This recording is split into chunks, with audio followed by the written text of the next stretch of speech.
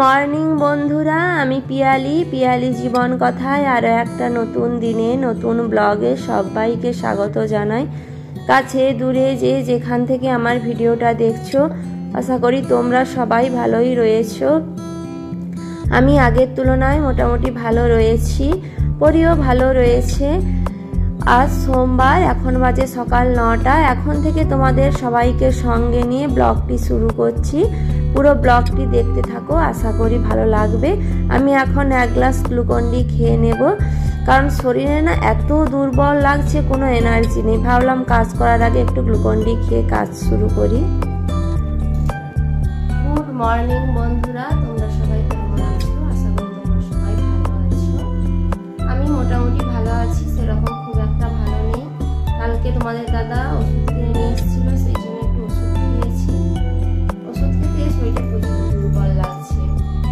সকালে যে উঠে কাজকর্মগুলো করবো সেগুলো করতে ইচ্ছে, কিন্তু ঘুম ভালো হয়নি। অনেকবার উঠতে হচ্ছে সকাল থেকে। ওই তো সেই রাত 1:30 2টোর আগে তো ঘুমাবে না। তাকে ঘুম করিয়ে আমি যখন ঘুমোলাম, তারপরে তোমাদের দাদার 5:30 6টার দিকে গেল, প্যারেড ছিল আজকে। গিয়ে আবার এলো, এসে হচ্ছে খেয়ে দিয়ে চলে গেছে 9টার দিকে। আমিও অনেকক্ষণ থেকে উঠে পড়েছি, কিন্তু কোনো কাজ করতে ইচ্ছে নেই। একটু মোবাইল নিয়ে বসেছিলাম। কালকের অনেকের ভিডিওগুলো দেখা হয়নি, আজ দেখলাম, কমেন্ট করলাম। তারপরে হচ্ছে ভাবলাম 1 গ্লাস গ্লুকন-ডি খেয়ে নিই। খেয়ে দিয়ে হচ্ছে ঘর দর ঝাড় দেবো। তারপরে এমন অবস্থা করে রেখেছে পুরি, সে বলে বোঝানো যাবে না। কালকে তার বাবা 500 লিচু এনেছিল, সে একাই খেয়েছে। পুরো ঘর ছিটিয়ে ছড়িয়ে ছড়িয়ে খেয়েছে। সে কাউকে ছাড়াতে দেবে না, একা ছাড়াবে। দিয়ে পুরো খাটের নিচ থেকে মানে কি অবস্থা করে রেখেছে। আর সেগুলো ছাড় দেবো।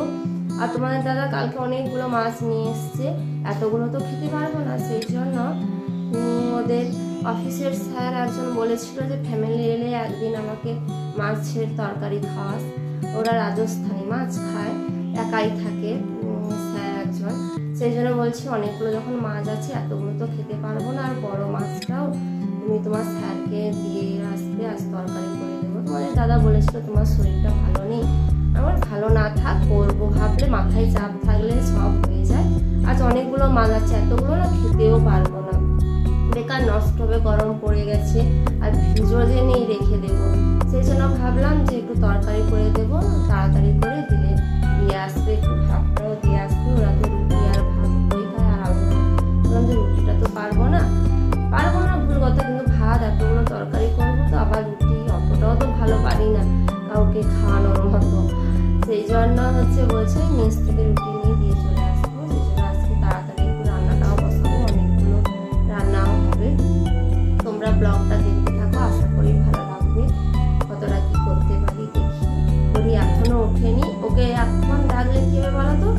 ঘুম থেকে উঠে কোনো কাজ আমাকে করতে দেবে না। আর নিজে থেকে উঠলে ঘুমটা ঠিক হয়ে গেলে তবুও নিজে খেলবে, আমাকে তবু কাজ করতে দেবে। সেই জন্য ডাকিও না, কিন্তু না ডাকলেও এত দেরি করে উঠে মানে একটা রুটিনটা যেন পাল্টে গেছে মনে হচ্ছে। ঠিক আছে, আর বেশি কিছু বলবো না, শরীরটাও খুব দুর্বল লাগছে। আস্তে আস্তে কতটুকু কাজ করতে দিয়ে ভাবলাম এই জায়গাটা প্রচন্ড না অপরিষ্কার হয়ে আছে, সেই জন্য একটু পরিষ্কার করে নিই। দিয়ে পরিষ্কার করে নিচ্ছি।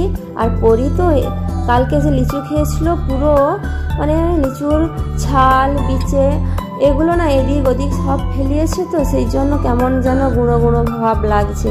সেই জন্য একটু মুছে নিচ্ছি।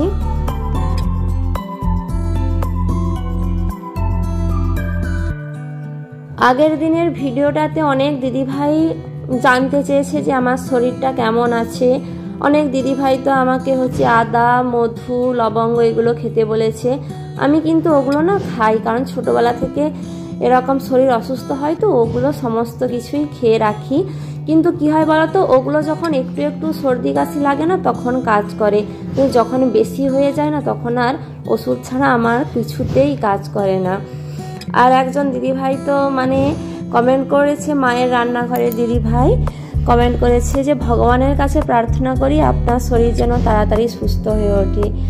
মানে সত্যি এই কমেন্টটা পড়ে যে আমি মানে চেনাশোনা নেই, জানাশোনা নেই, কিচ্ছু না, একজন যে এরকম ভগবানের কাছে প্রার্থনা করতে পারে আমার শরীর ভালো হয়ে যাওয়া সম্পর্কে, মানে সত্যি আমার ভাবনার বাইরে। এই কমেন্টটা পড়ে তো আমার চোখে জল চলে এসছে। সত্যি দিদিভাই, আমি তোমার রান্নাঘরের ভিডিওগুলো দেখি, তোমাকে কিন্তু সত্যি খুব ভালো লাগে। আর বলছি বন্ধুরা, তোমরা মায়ের রান্নাঘরে গিয়ে ভিডিওটা দেখো। আর কাকলি দিদিভাই তো আমাকে বলেছে সর্দি কাশি হলে সত্যি শরীর খুব দুর্বল লাগে, তুমি একটু তুলসী পাতা খাও, তার সাথে আদা রস, মধু।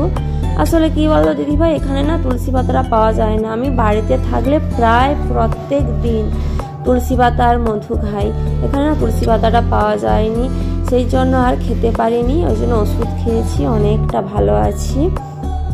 আর মিতালি দিদিভাই তো প্রথম থেকেই খোঁজ নিচ্ছে আমার শরীরটা কেমন আছে, মানে তোমাদের এত ভালোবাসা পেয়ে যে সত্যি আমার এত ভালো লাগছে। আর সেই ভালোবাসার জোরে কিন্তু আমিও তাড়াতাড়ি সুস্থ হয়ে উঠছি। দিয়ে আমার দরঘরটাও ঝাড় দেওয়া হয়ে গেছে, আর টেবিলটাও না একটু পরিষ্কার করে নিয়েছি, কারণ ওষুধপত্রগুলো এমন এদিক ওদিক ছড়ানো ছিটানো হয়ে আছে না, আর এই ধুলোগুলো তুলে ডাস্টবিনে ফেলে দেব। বন্ধুরা, তোমরা এইভাবেই আমার পাশে থেকো, আমাকে একটু এগিয়ে যাওয়ার সুযোগ করে দাও। আমার ভিডিওর এই অংশ পর্যন্ত যতটুকু দেখলে তার মধ্যে যদি কিছু অংশ ভালো লেগে থাকে তাহলে একটা লাইক করে দিও।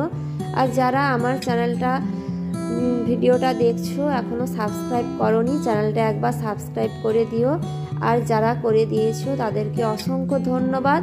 আমি একটাই অনুরোধ করব, ভিডিওটা স্কিপ না করে পুরোটা দেখো, ভালো না লাগলে চালিয়ে রেখে দাও, আমি কিন্তু সবার সাথে আছি।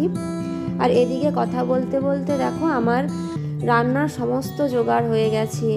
আর এঁচোড়টা না আজ সেদ্ধ করিনি, একটু তেলে নেড়ে নিয়েছি। আর এই মাছগুলো কাল থেকে ভাজা হয়েছিল, আর ভাতটাও আমার হয়ে গেছে, আনাজ টানাজও কুটে নিয়েছি। পরীকেও মাঝখানে সুজি করে খাইয়ে দিয়েছি, কালকের ফ্রায়েড রাইস আর চিলি ফিশটা ছিল সেটাও খেয়ে নিয়েছি ব্রেকফাস্টে। দিয়ে এখন মাছের ঝোলটা বসিয়ে দিয়েছি।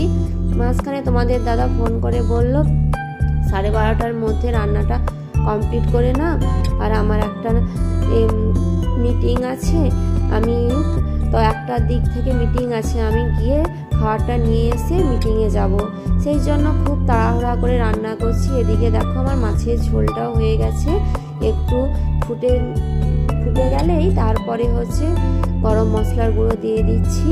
আর এদিকে যে কালকের মাছগুলো আছে না, এগুলো সন্ধ্যায় খাবো, সেই জন্য একটু গরম করে রেখে দিচ্ছি। আর এদিকে আমার ট্যাংরা মাছগুলো কি করব, সেই জন্য ঝাল করেছি, কারণ তোমাদের দাদা তো খাবে না, সেই জন্য একটু ঝাল করেছি। ওই স্যারকে একটা দেব, আর পরি আমি খাবো। আর এদিকে দেখো গহনা পরিগুলো নিয়ে এসেছিলাম, সেই গহনা পরির ভাজা, পটল ভাজা দুটো করেছি, ওই স্যারকে দিয়ে দেব। আর হচ্ছে এই এঁচোড়ের তরকারিটা হয়ে গেছে, আর মাছের ঝোলটা বেশ সুন্দর কালার এসছে। অনেকদিন পরে এইরকম ভাবে রান্না করলাম, নাহলে এত তেল মশলা দিয়ে রান্না করা খাওয়ার না সচরাচর বাড়িতে খাই না, রেগুলার খাই না, মাঝে মধ্যে খাই। এদিকে পরীকেও না পড়তে বসিয়েছি, পরী কি করছে দেখো বইগুলো নিয়ে। আর পড়তে না বসালেও না খালি মোবাইলটা দেখবে, সেই জন্য আমি বলছি তুই লিখ, আমি যাচ্ছি আর আসছি। দিয়ে করে তারপরে না স্নান করে জামা কাপড়গুলো ওপরে মেলাতে চলে এসেছি। কয়েকটা জামা কাপড় কেচেছি, শরীরটা ভালো নেই বলে খুব একটা কাচতে পারিনি। আর এইগুলো তো রেগুলার জিনিসপত্র, রেগুলার না কাচলে না কেমন লাগে, সেই জন্য আমি না রেগুলারের জিনিসপত্র কেচে নিই, কোনো জিনিস ফেলে রাখি না, কম হোক কি না বেশি হোক। আর দেখো বাড়িটা আজ না সেরকম মানে রোদ নেই, মেঘলা মেঘলা হয়ে। এখন বাজে সন্ধে 7টা। কালকের ভিডিওটা আপলোডে বসিয়ে দিয়ে থালা বাসনগুলো পড়েছিল, খাওয়া থালা বাসনগুলো ধুয়ে নিলাম, দরঘর ঝাঁটিয়ে সন্ধেটা দিয়ে দিচ্ছি। পরি তো কালকে বেরোয়নি বলে আজ বিকেল 5টা থেকেই বলছে মা পার্কে চলো, পার্কে চলো। আমি বলছি দাঁড়া, ভিডিওটা আপলোডে বসিয়ে সন্ধে দিয়ে একেবারে বেরোবো। তোমাদের দাদাও ডিউটি থেকে চলে এলো, বিকেলে গিয়েছিল। দিয়ে করে সন্ধেটাও দিয়ে দিচ্ছি, দিয়ে সবাই একসঙ্গে একটু পার্কে যাব। আর ওখান থেকে ভাবছি একটু না আখের রস খেতে যাব, কারণ ওষুধগুলো খাচ্ছি বেশ যেন গরম হয়ে যাচ্ছে মনে হচ্ছে শরীরটা। আর এদিকে পরি কেমন স্লিপার চড়ছে দেখো। যা পড়বি নি, তুই পড়বি নি, তুই তো একলা তো আইসু, তো আমি তো হাতটা ধরে রাখি।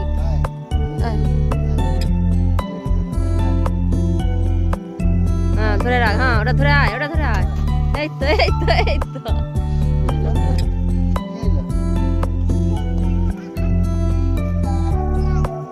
পার্কে একটু খেলার পরে এখন আমরা গেটের বাইরে যাচ্ছি, কারণ না প্রচুর খিদে লেগে গেছে। কখন দুপুরে খেয়েছিলাম, তার উপরে হচ্ছে যেন ওষুধগুলো খাওয়ার জন্য শরীরটা গরম হয়ে যাচ্ছে মনে হচ্ছে, সেই জন্য ভাবলাম একটু আখের রস খাবো। যে বাইরে এলেই না আখের রসের দোকান পাওয়া যায়। আমি না একা আসছি না, কারণ রাস্তা পার হতে হয় বলে, কিন্তু এই আখের রসের দোকানটা দেখলাম রাস্তার এদিকটাই বসেছে।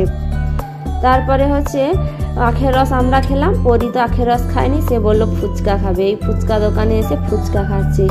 এখানে না পরির ফুচকা খেয়ে শান্তি হয়নি, কারণ এখানে না টক জল পাওয়া যায় না। এখানে বিভিন্ন রকমের জল পাওয়া যায়, একটা পুদিনা পাতা, হজমলা, তারপরে হচ্ছে জলজিরা, রসুনের জল, এগুলো পাওয়া যায়, কিন্তু টক জলটা পাওয়া যায় না। পরি খালি বলবে আমাকে একটু টক জল দাও, টক জল দাও।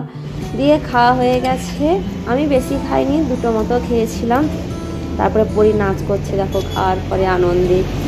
তারপরে হচ্ছে আর বেশিক্ষণ না দাঁড়াইনি। এটা হচ্ছে গেটের সামনের দিকটা, ত্রিবেণী বিহার মনৌরি। আর তারপরে হচ্ছে বাড়ি এসে আবার রান্না বান্না করতে শুরু করে দিয়েছি, কারণ এখন প্রায় 9:30 বেজে গেল। এখানে না কোন দিক দিয়ে টাইমটা চলে যায় বুঝতে পারিনি। আর ঢ্যাঁড়স ভাজা আর বেগুন ভাজা করেছি, বেশি কিছু করি, রাত্রে তো এই কম তরকারিতেই হয়ে যায়। ঠিক আছে বন্ধুরা, আজকের ব্লগ এই পর্যন্ত। পরবর্তী ব্লগে দেখা হবে। ভিডিওটি ভালো লাগলে একটা লাইক করে দেবে। টাটা।